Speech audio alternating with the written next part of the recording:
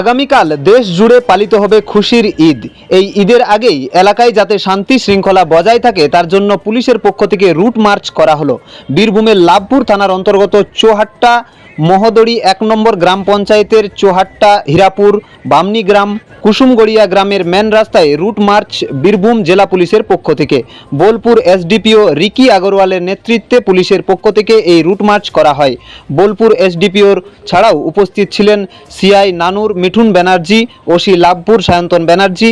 এলাকায় শান্তি শৃঙ্খলা বজায় রাখতে রুট মার্চ জেলা পুলিশের। একই সাথে ধর্ম বর্ণ নির্বিশেষে এলাকায় শান্তি শৃঙ্খলা বজায় রাখার আবেদন বীরভূম জেলা পুলিশের।